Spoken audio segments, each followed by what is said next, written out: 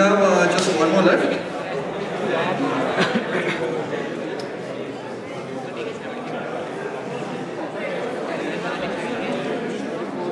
Okay, for this last one, like was mentioned a while back, let's see, this one is more about, this is a little serious. There's a small story to this, you could say. So what happens is, I'm not sure, I think 2 weeks back was Halloween, and again we were talking about ghosts and some kind of black magic and stuff like that. But there's a story which I want to tell you, which I've heard a long time back. It was about this guy called John, and he had an uncle named Charlie. And John and Uncle Charlie were very close to each other, and they used to hang out a lot. They were best friends. They thought of themselves as best friends, and they used to go, you know, rafting together, horse riding, hunting, fishing, everything.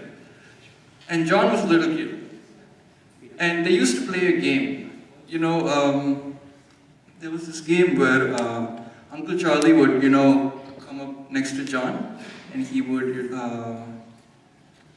creep up on his right and would tap him on the left like that. And John would look, and there would be no one there. And then he would look left, and he would look right, and there would be Uncle Charlie. So this would be a small game they used to play. It was called the greeting game. And the same thing, even John used to play the, you know, trick or the game on Uncle Charlie as well. So what happened once was, this became, you know, the standard mode of, you know, greeting, you could say. But when John was just 14, Uncle Charlie died. And since he was a little boy, he was, you know, a little bit, the parents didn't know how he would handle it. So they let him, you know, go to the funeral of Uncle Charlie. And they had a coffin of him inside a room.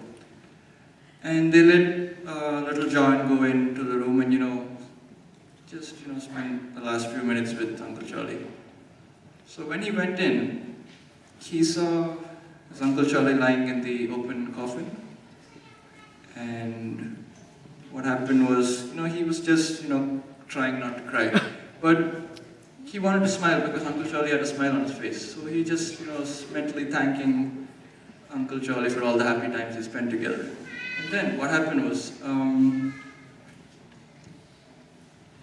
he got a pat on his shoulder, and he looked to the left, and there was no one there.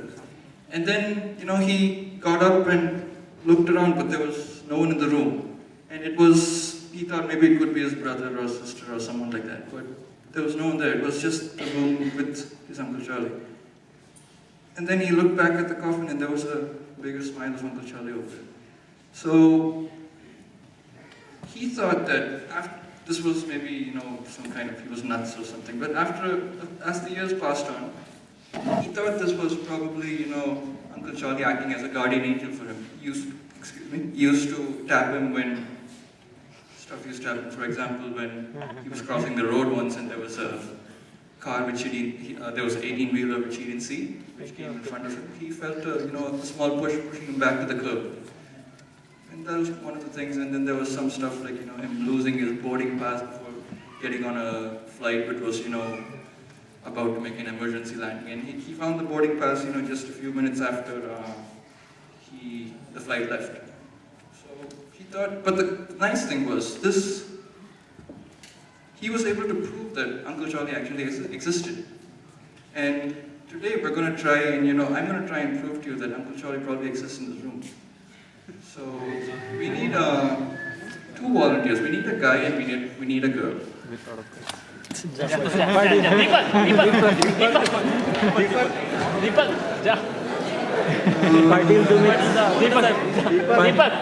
Yeah, can you come? Yeah, girl. Oh, we already have a girl. Can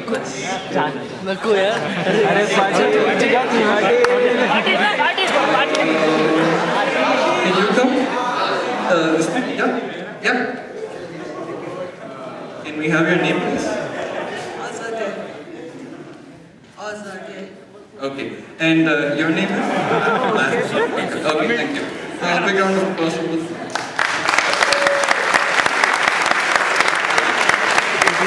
Now, Marco, can you come this way?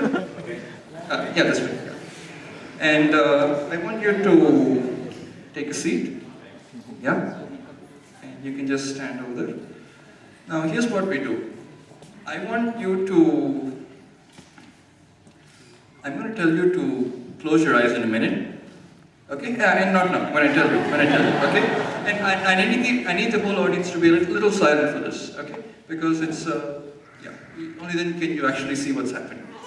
So, I'm going to ask you to close your eyes, and after that point, be aware of any sensation. But do not say anything, do not open your eyes, and do not be afraid. Okay? You are making me afraid. As soon as, and no noise please, okay? As soon as I tell you, I want you to be aware of every sensation. Do not open your eyes until I tell you to. Do not say anything. You might feel something warm, you might feel something cold. You might feel whatever you feel, just keep it in your mind, okay? Be aware of the sensation. But do not open your eyes, do not, be aware. Just don't open your eyes or say anything, okay? As soon as, yeah? I'll tell you when to start. So, yeah, and you can keep your legs on the, yeah? Yes, that's perfect. Okay, and your hands are like that? Okay. Now, can you please stand over here? Yes, perfect. Now, here's what's going to happen. Close your eyes, please. Now, before we start something, we need to, cleanse him of his, the aura. And it's generally what we do before some kind of stuff like this. So, I want you to all be silent and just...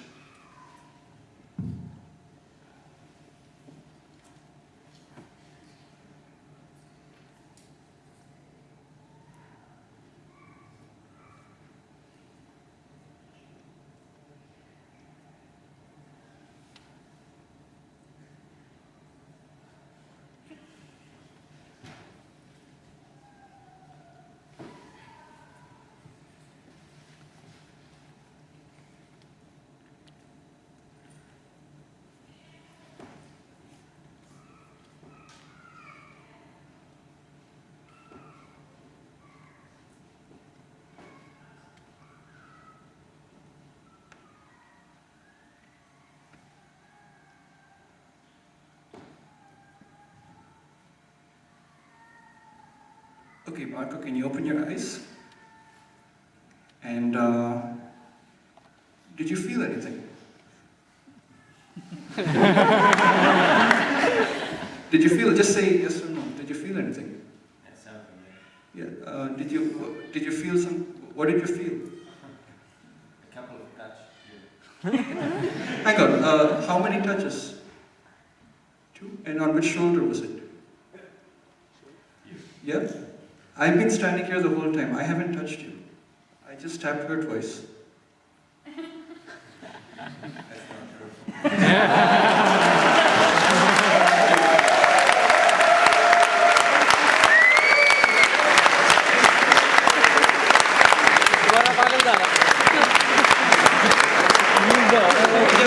Hey, we have a proof video recording.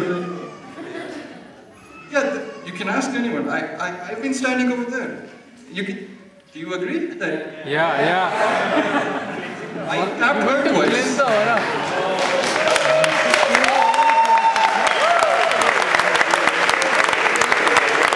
Thank you. That's the